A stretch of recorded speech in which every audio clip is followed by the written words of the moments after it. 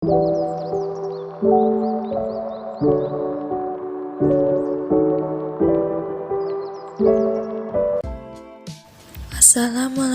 warahmatullahi wabarakatuh. Di sini saya akan menjelaskan tentang cost quality management dan just in time. Pembahasan yang pertama yaitu cost quality management. Ada beberapa pembahasan. Yang pertama yaitu ada manajemen. Proses manajemen menggambarkan fungsi yang dilakukan oleh manajer dan pekerja, memberdayakan pekerja untuk berpartisipasi dalam proses manajemen, berarti memberi mereka suara yang lebih besar dalam bagaimana perusahaan beroperasi.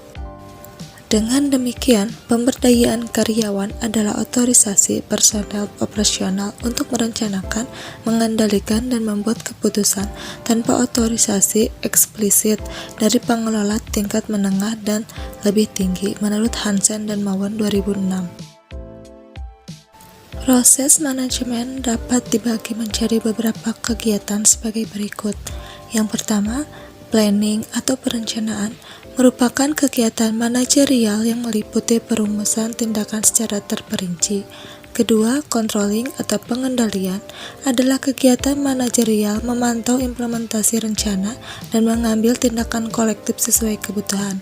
Dan yang ketiga, decision making, pengambilan keputusan, adalah kegiatan manajerial yang berkaitan dengan proses pemilihan dan pengambilan keputusan yang tepat saat dihadapkan oleh beberapa strategi atau perencanaan. Akuntansi manajemen mempunyai peranan untuk mengukur dan menyiapkan informasi terdahulu tentang kegiatan bisnis di perusahaan, di mana laporan tersebut akan digunakan oleh manajer perusahaan untuk pembuatan perencanaan, melakukan evaluasi, dan mengontrol jalannya perusahaan. Selanjutnya yang kedua yaitu kualitas. Kualitas suatu produk merupakan faktor yang paling penting bagi suatu perusahaan dan juga mencerminkan performa dari suatu perusahaan. Menurut Kotler dan Armstrong 2008, kualitas suatu produk dapat diartikan sebagai kemampuan dari karakteristik produk untuk memenuhi kebutuhan-kebutuhan yang telah ditentukan. Sedangkan menurut Adam dan Ebert 1991, kualitas produk merupakan hasil perancangan yang tepat dalam rangka memenuhi spesifikasi yang ditentukan dan digunakan sesuai dengan spesifikasi tersebut. Kualitas suatu produk dapat dijabarkan ke dalam 8 dimensi kualitas menurut Hansen dan Mawan 2006 yaitu yang pertama yaitu performance, kemampuan produk secara konsisten untuk berfungsi sesuai spesifikasinya. Yang kedua, estetik, kemampuan produk untuk menarik pelanggan melalui bentuk atau tampilan. Ketiga, serviceability, kemampuan produk dalam memberikan pelayanan purna jual. Keempat, fitur, karakteristik yang membedakan suatu produk dengan produk lain. Yang kelima, reliability, kemampuan suatu produk untuk berfungsi sesuai spesifikasinya dalam jangka waktu tertentu. Yang keenam, durability, tingkat daya tahan produk untuk berfungsi. Yang ketujuh, conformance, tingkat kesesuaian produk dengan spesifikasi yang telah ditentukan. Dan yang terakhir, ke-8, fitness for use, tingkat kesesuaian produk untuk menjalankan fungsi-fungsinya seperti diiklankan. Yang ketiga yaitu cost behavior. Cost behavior digunakan untuk melihat fungsi biaya, baik sebagai bagian dari modal dalam memproduksi produk dan fungsinya sebagai bagian dari inventory. Menentukan cost behavior menjadi penting, terutama dalam menyiapkan laporan keuangan eksternal, yaitu laporan laba rugi dan neraca. Menurut Hansen dan Mawan 2006, cost behavior juga dapat digunakan untuk melihat apakah cost mengalami perubahan saat output berubah. Perubahan yang paling umum yang bisa terjadi dapat dibagi menjadi 3 yaitu yang pertama yaitu ada fixed cost. Fixed cost dapat diartikan sebagai biaya tetap, yaitu biaya yang tidak mengalami perubahan saat terjadinya perubahan terhadap permintaan produk selama jumlah kenaikan atau penurunan produk tersebut masih dalam range kapasitas yang ditetapkan. Yang kedua yaitu ada variable cost. Kebalikan dari fixed cost, variable cost adalah biaya yang mengalami perubahan apabila terjadi perubahan permintaan, baik itu penurunan permintaan ataupun kenaikan permintaan. Yang terakhir, ketiga, yaitu mixed cost. Mixed cost adalah gabungan dari fixed cost dan variable cost.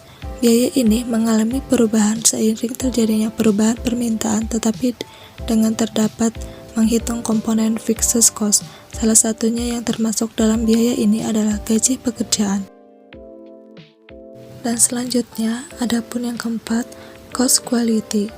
Cost of quality adalah cost atau biaya yang dikeluarkan karena munculnya kualitas produk yang buruk.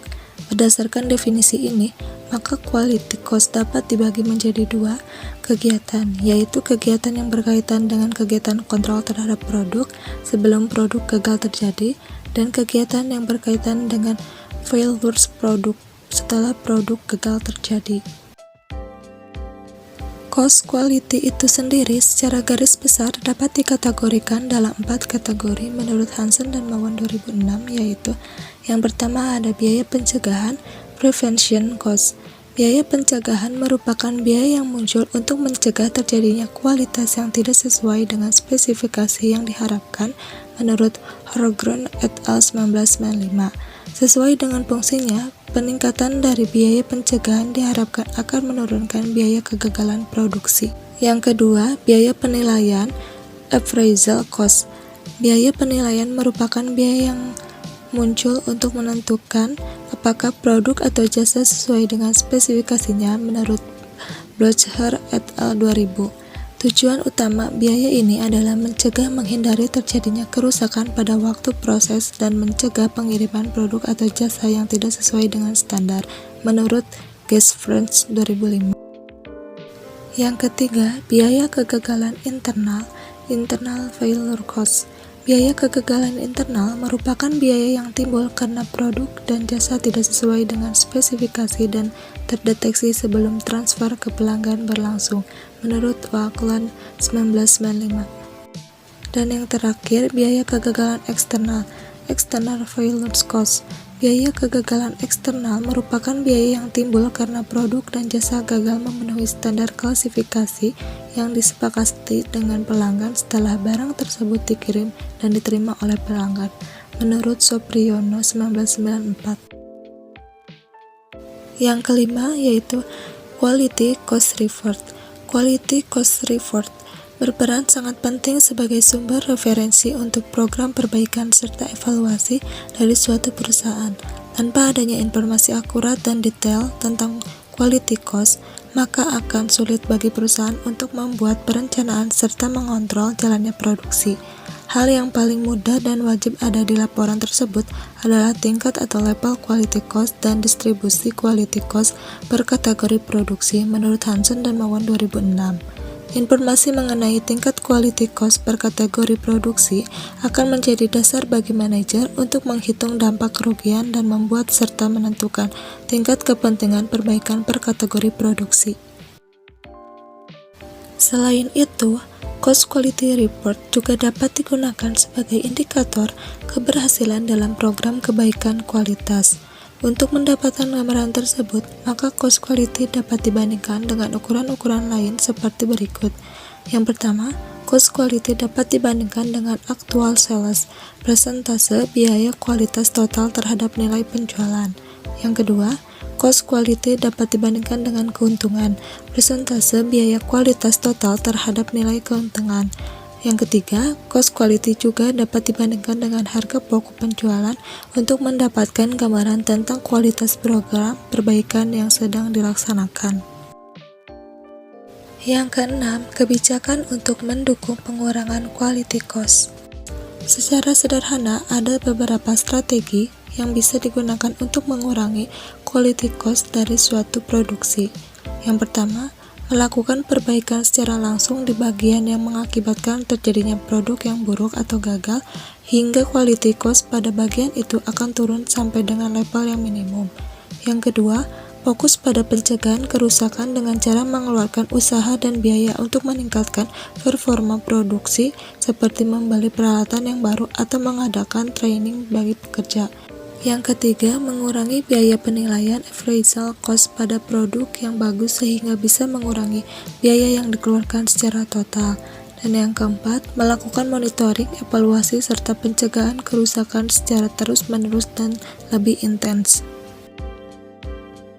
Pembahasan yang kedua yaitu just in time, yaitu di mana ada beberapa pembahasan.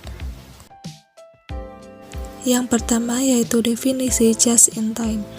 Just in time adalah sistem inventory yang memproduksi suku cadang hanya pada tempat yang diperlukan, right place, pada saat yang diperlukan, right time, dan dengan jumlah sesuai dengan keperluan saat itu, right amount, menurut Taichi 1988.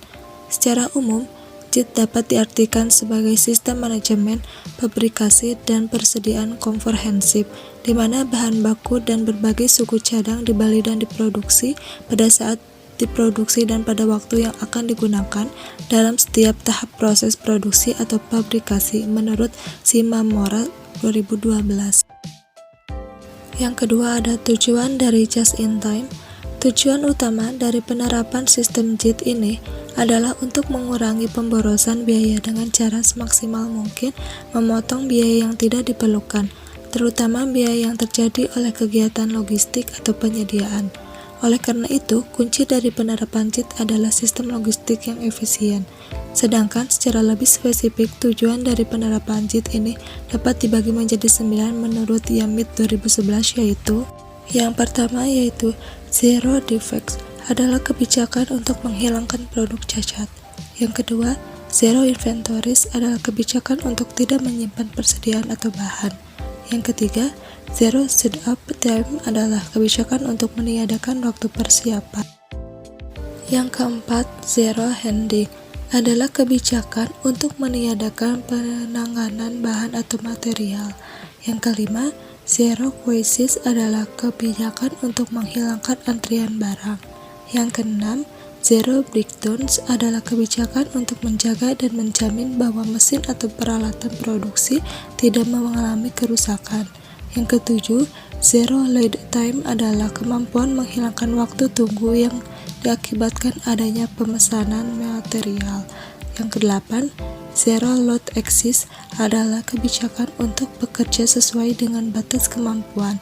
Dan yang kesembilan, Zero Scandal Interruption adalah kebijakan untuk memastikan tidak ada interupsi dalam proses produksi. Pembahasan yang ketiga ada elemen dari just in time. Beberapa elemen yang penting untuk JIT dapat dilihat sebagai berikut ini. Yang pertama, mengerti dan memahami dengan baik mata rantai value chains dari semua proses produksi. Yang kedua, bekerja sama dengan semua pihak yang terkait dengan proses produksi. Yang ketiga, menghargai setiap orang atau personal yang terlibat di dalam proses produksi. Yang keempat, bertujuan untuk menyederhanakan, simplify proses produksi. Yang kelima, menjaga kualitas produk di setiap lini produksi. Yang keenam, melakukan program peningkatan improvement secara terus-menerus. Dan yang ketujuh, mempunyai dan menyiapkan tujuan jangka panjang, long-term perspective. Pembahasan yang keempat ada karakteristik dari JIT. JIT sebagai metode inventory mempunyai karakteristik khusus, yaitu yang pertama, menerapkan zero stock atau menjaga jumlah persediaan seminimum mungkin dengan cara membeli material dan memproduksi barang hanya dilakukan jika dibutuhkan. Yang kedua, tetap berfokus dan menjaga kualitas produk. Yang ketiga, jadwal produksi dilakukan melalui perencanaan yang baik untuk menghindari keterlambatan produksi serta memastikan stok barang mencukupi. Yang keempat, karyawan yang mempunyai beberapa keterampilan sehingga bisa berfungsi di berbagai tahap produksi. Yang kelima, pengguna peralatan produksi dihitung dan direncanakan secara tepat sehingga bisa mengurangi jam kerja dari alat tersebut, sehingga peralatan mempunyai umur yang lebih lama dan juga bisa mengurangi biaya perawatan. Yang keenam, produksi hanya dilakukan bila ada permintaan. Secara umum, usaha yang ingin menerapkan JIT sebagai metode inventory di perusahaan atau organisasi harus mempunyai kriteria sebagai berikut. Yang pertama, mempunyai waktu produksi yang fleksibel dan bisa dipecah bagian-bagian subproduksi yang lebih pendek. Yang kedua, mempunyai supplier atau beberapa supplier yang menjamin bisa menyediakan bahan atau material dalam waktu yang singkat sesuai dengan mutu dan spesifikasi yang disepakati. Yang ketiga, mempunyai jasa pengantaran delivery service yang reliable, fleksibel, dan bisa bekerja dalam waktu yang singkat. Yang keempat, bisa memprediksi permintaan produk, jumlah, dan waktu secara tepat, sehingga bisa menyiapkan rencana inventory, pengadaan, atau memproduksi material atau bahan yang diperlukan. Dan yang kelima, mempunyai sistem pengelolaan rantai pasokan material, supply chain management, yang ringkas dan pendek, sehingga apabila diperlukan, pengadaan barang tidak memakan waktu lama. Pembahasan yang terakhir dalam just in time yaitu keuntungan dan kerugian menggunakan just in time atau JIT. Keuntungan utama dari sistem inventory JIT adalah meningkatkan keuntungan perusahaan dengan menghentikan atau mengurangi secara maksimal pemborosan yang terjadi karena ketidakefisienan produksi. Hal ini bisa terjadi karena JIT mampu menjadikan perusahaan lebih efisien karena perusahaan bisa mengurangi hal-hal sebagai berikut. Yang pertama, mengurangi kebutuhan akan tempat atau gudang penyimpanan. Yang kedua, mengurangi atau menghilangkan produk yang gagal. Yang ketiga, mengurangi waktu produksi dan biaya transportasi. Dan yang keempat, mengurangi biaya dengan cara merampingkan sistem produksi. Meskipun sistem JIT menawarkan banyak keuntungan dan kelebihan, tetapi sistem juga mempunyai kelemahan dan risiko dari sistem ini yang harus diketahui. Yang pertama, apabila pemasok barang tidak mampu menyediakan pesanan dalam waktu yang singkat atau tidak mampu menjaga kualitas barang, maka hal ini akan menghentikan proses produksi secara total karena tidak mempunyai bahan atau material cadangan, material reserve. Yang kedua, sistem ini memerlukan tim perencanaan yang mampu membuat rencana produksi secara detail dan akurat, di mana kesalahan perencanaan akan mengganggu produksi dan mengakibatkan perusahaan mengalami kerugian. Dan yang terakhir, ketiga, pekerja tidak mempunyai kemampuan untuk bekerja di berbagai tahap produksi multi-talent sehingga bisa mengurangi kecepatan produksi. Sekian dan terima kasih dari saya. Mohon maaf bila ada salah kata dalam penyampaian materi. Wassalamualaikum warahmatullahi wabarakatuh.